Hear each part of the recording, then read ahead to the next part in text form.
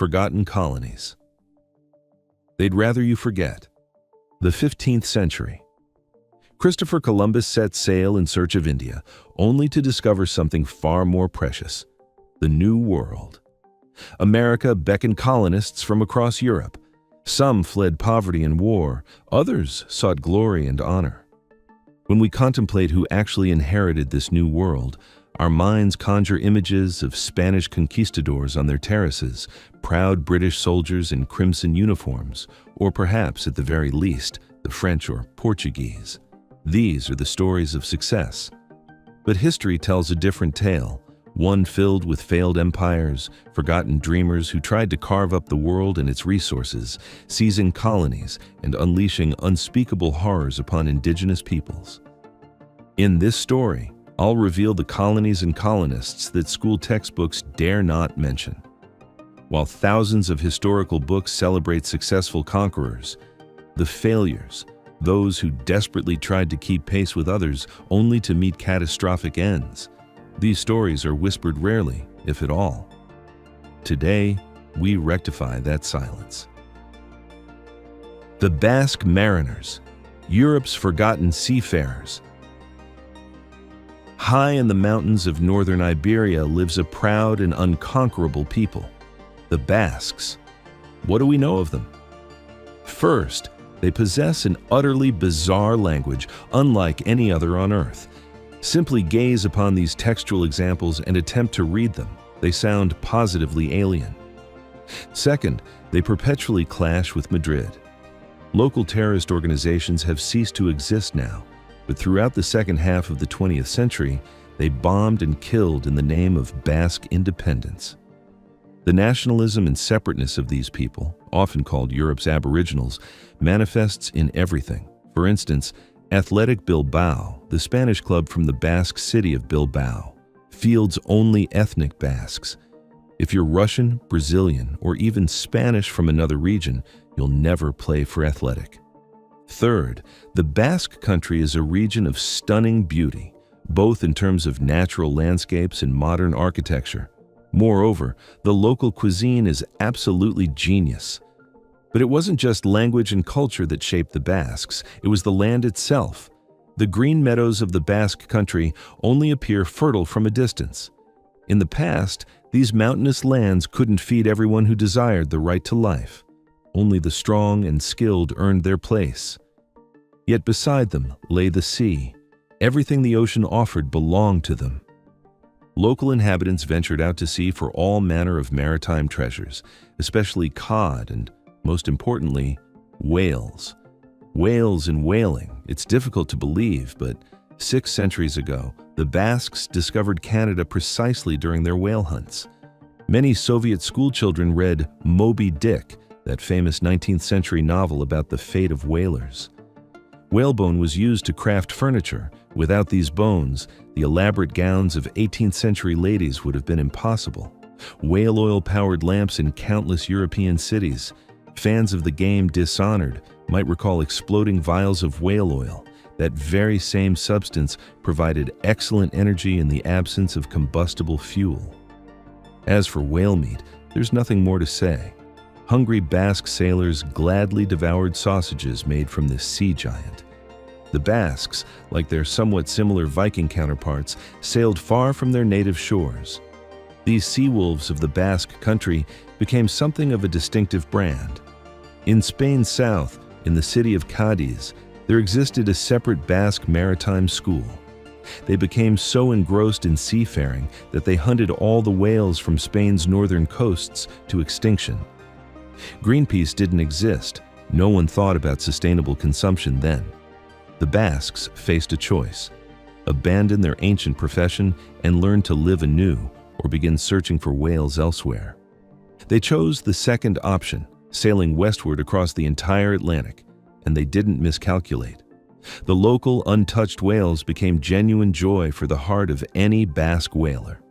However, beyond Wales, they soon spotted land on the horizon. This was Newfoundland, off the coast of Canada. The Basques began settling these new lands, another intersection with Viking history, as the Norsemen had called this very island Vinland. There are several credible theories suggesting the Basques preceded Columbus with their voyages to Canadian shores dating to the 14th century. Consider this. The Basques became the second people after the Vikings to reach the New World. They sailed back and forth across the Atlantic not merely for profit. Status mattered. Sailors returning from America received recognition and respect among their kinsmen. They were called Americoa. From this word grew other concepts. Since then, Americoa would mean a generous person. By the 16th century, the Basques had firmly established themselves on Newfoundland. The total number of fishermen and seasonal workers reached approximately 2,000 people. Today, such numbers seem insignificant, but at that time, it was substantial. Key European cities of that era often housed only several tens of thousands of inhabitants. But where was Europe and where was Canada? The inhabitants of the Basque country didn't confine themselves to one island. They ventured deep into the continent. Today, the former presence of these Spanish Highlanders is remembered in the names of bays and harbors along Canada's eastern coast: Basque Island, Port Basque, the Bay of Biscay, named for their homeland of Bizcaya. Gradually, however, the English began pushing the Basques from Canadian waters. Old England desperately needed cod, which would later become the famous fish and chips. A handful of sailors couldn't resist the force of a centralized state. The Basques were forbidden from entering ports under Canada's new masters, and by the end of the 18th century, Basque settlements had become as legendary as Viking settlements. But memory remained. The islands of Saint-Pierre and Miquelon, off Canada's coast, display the Basque flag on their coat of arms. The Basques, as a seafaring people, interest various specialists. Their achievements at the dawn of European colonization were impressive. Without state support or chests of gold behind them, they sailed to the New World in their small vessels, not for a new life, but for the old. Cod and whales. That's all that interested them. They never built serious colonies. Their experience with Native Americans was probably quite peaceful, remaining in both culture and history. Ultimately, the Basques became famous not only for their own journeys, but also as navigators in service of the Spanish crown, contributing to the exploration of South America. But in the South, too, there were exotic colonists. Enter the Germans. German gold fever, the Venezuelan nightmare. Germanic colonies became one of the central questions of world politics in the early 20th century. If your country possessed many colonies, you, as head of state, could consider yourself a member of the Premier League.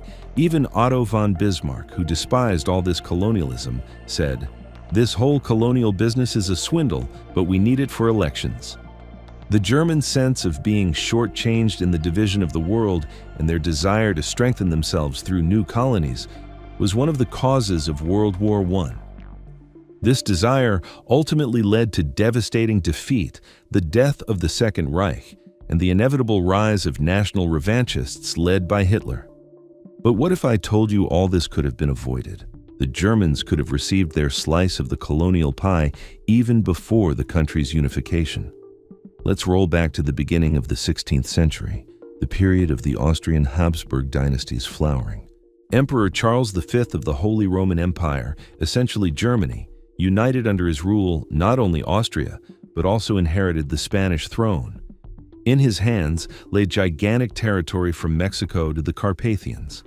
The throne of the Holy Roman Empire passed through elections, and in 1519, Charles V's turn came to fight for his father's title. The elections represented a genuine festival of bribes. To obtain the imperial throne, one had to properly thank the electoral princes, the electors. Because Charles lacked sufficient funds, he decided to borrow. He turned to the influential merchant dynasty, the Welsers. This German family had amassed insane capital through trade in silver and textiles. The Welsers gladly provided Charles with a loan of 150,000 thalers, 12 tons of gold. To understand this sum, a soldier's equipment of that time, helmet, breastplate, pike, sword, cost about $6. This money could arm 25,000 pikemen from scratch. But the army would wait. The money went into the pockets of the noble electoral princes. Naturally, Charles won the election. Now came time to settle accounts. Charles still had no money, and war with France over Italian lands had begun. It became increasingly obvious that he couldn't repay the Germans with money. Then, the crown made a brilliant move. He remembered his possessions in the New World. Spain had already firmly established itself in America, and instead of returning thalers or gold, he granted the merchant creditors rights to govern part of his colonies. Thus began the German colonial saga. The German bankers received control over one territory in South America. Named after Amerigo Vespucci, it was called Little Venice, Venezuela. The Germans wouldn't be Germans if they hadn't remade everything in their own style. For the next 20 years, Venezuela became Klein Venedig. The Welsers rolled up their sleeves and set about developing the new lands. They literally went mad over gold. It was believed these regions were full of precious metal. But there was another, most cherished goal. Rumors spoke of a city in South America's jungles made entirely of gold, El Dorado. No mine could bring as much money as possessing this wonder of the world. In 1528, a German fleet under Captain Ambrosius Anger landed on Venezuela's shores with several hundred colonists. If they had known what awaited them, they would have stayed home. Venezuela has no gold, never had any. Rumors about golden veins proved to be mere rumors, but Ahinger's dream of El Dorado remained. Ahinger's detachment set off on a raid along the coast, moving westward, mercilessly slaughtering Indian tribes. Stories of the colonizers' cruelty spread from tribe to tribe. Some fled, but others found the spirit to fight back. When the Europeans reached mountain ranges, cold and altitude sickness joined the Indian threat. First, they slaughtered dogs for meat, then horses. They showed no mercy to Indian guides forced to join the raid either. All died from exposure. The German march through the mountains continued for a year and a half. Eventually, the Indians managed to lure the German detachment into an ambush. They killed the captain, and the mythical El Dorado was never found. The slave trade and merciless extermination of tribes horrified even the Spanish, who observed this gold fever. One missionary wrote that the Germans were worse than the wildest lions. Complaints about Venezuela constantly reached Spain, which could no longer ignore them. A Spanish governor appeared in the region, though most likely he was another fraud with forged documents.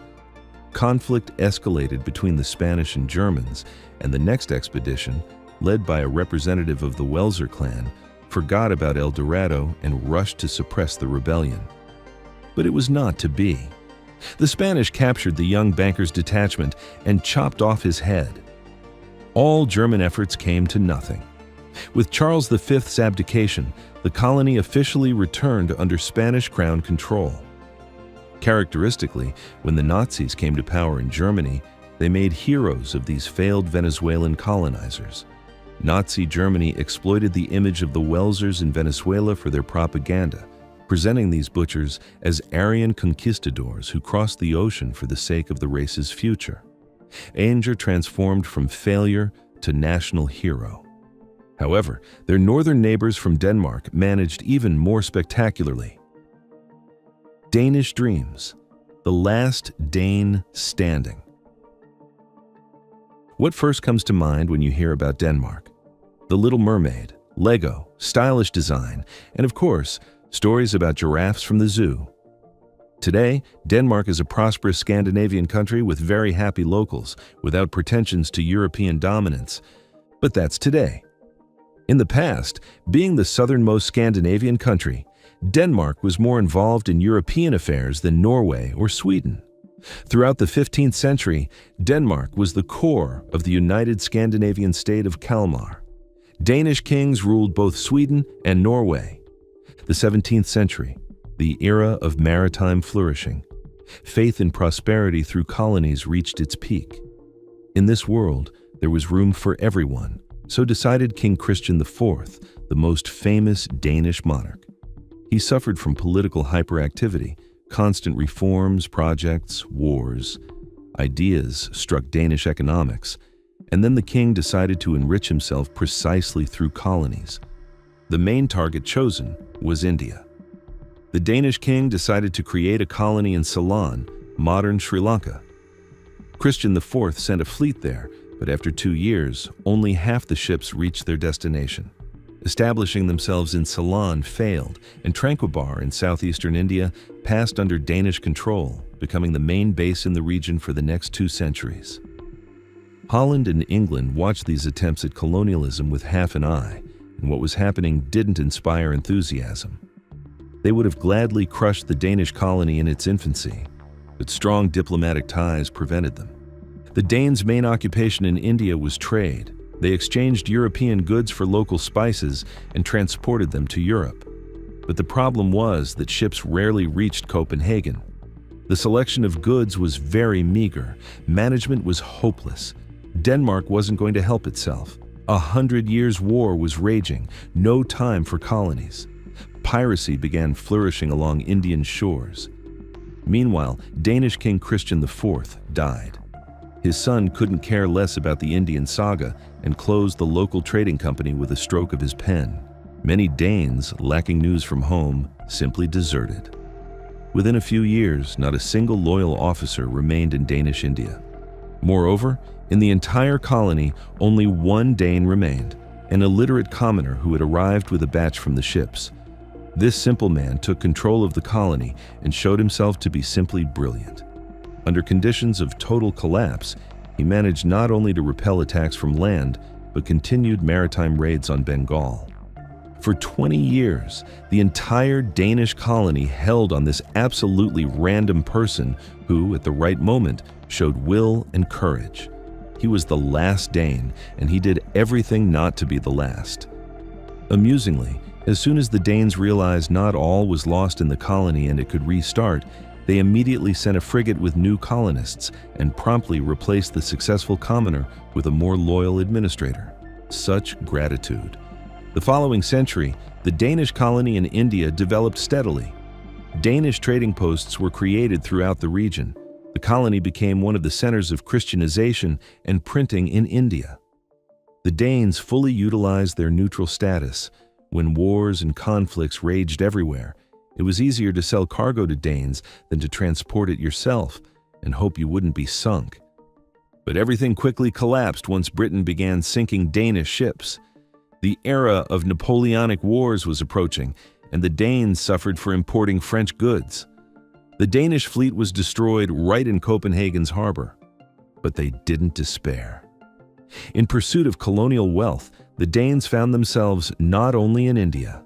Welcome to the Virgin Islands, the Danish Caribbean. The Danish Caribbean, sugar, slaves, and suffering. Scandinavians were always interested in Western lands.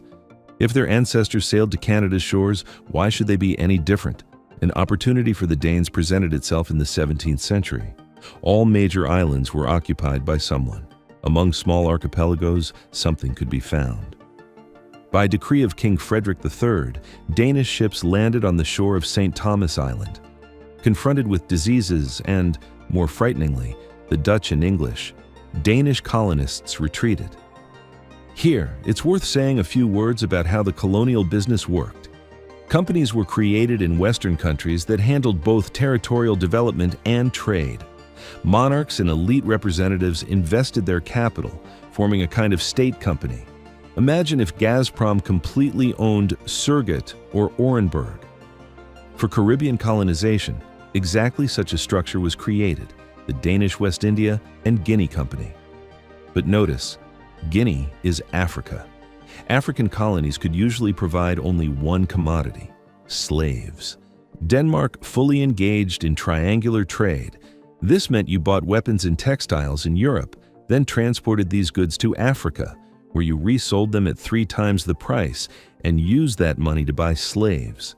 The slaves were loaded onto ships and sent toward America, where they were sold for considerable money. And with this money, you bought colonial goods: coffee, tobacco, sugar. These exotic goods were then shipped to Europe. This triangular scheme yielded margins of 300 to 500%. Throughout this period, 120,000 slaves were exported from the Guinea coast, of whom more than 50,000 ended up in the Virgin Islands. The local climate favored plantations on which these slaves were imported. The Virgin Islands became solid sugar plantations. Ships arriving in Copenhagen with sugar then sold the commodity throughout the Baltic. Slaves toiled in absolutely unbearable conditions. On St. John Island, their patience ran out. They took up arms and went to kill whites. The small white garrison was mercilessly slaughtered. Following the soldiers, they executed those whites who hadn't managed to flee the rebellious island. The slaves seized power for almost a year, after which Danish and French detachments united and drowned the slaves in blood. The story of Haiti's slave state wasn't the first case in the New World. Such things had happened 50 years before the Haiti massacre. Then, the Danes decided to analyze how profitable the slave trade actually was. The results of their calculations were disappointing. Birth rates among slaves were low, while mortality was very high. The king took pity and decided to play humanist. He ordered the slave trade banned, but only after 11 years following the decree. This led to a gigantic boom in the slave market.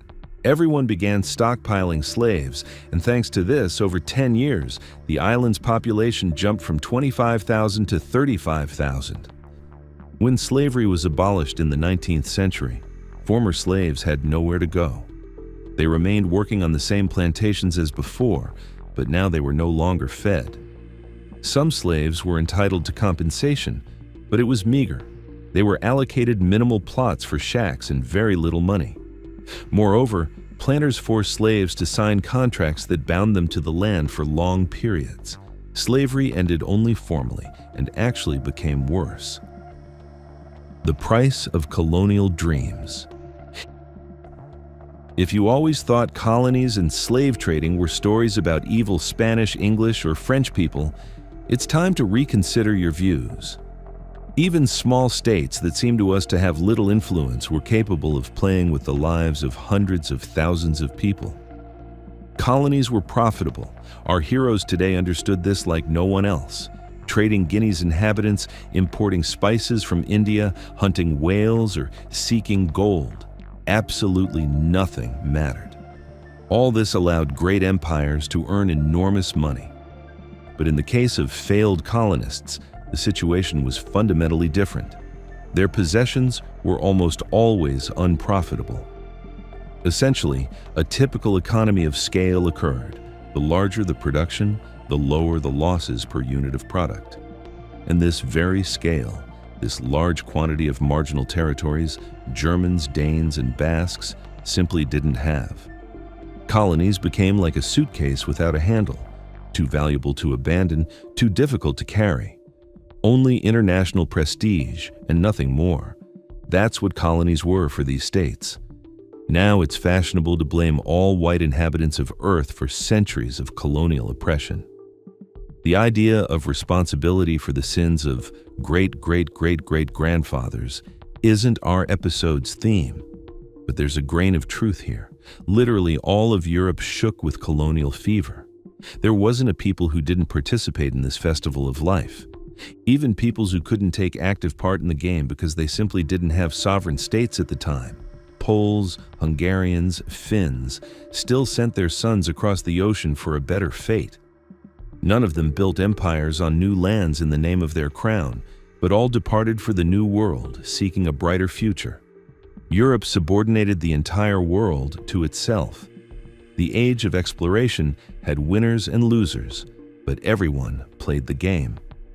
The forgotten colonies remind us that even the smallest players left their mark, often written in blood, on distant shores they barely understood but desperately wanted to claim as their own. If you found this story worth remembering, subscribe. There are more like it. More forgotten names, strange chapters, and hidden threads. Leave a comment if one of them caught you by surprise, and share it with someone who still thinks history is just dates and kings.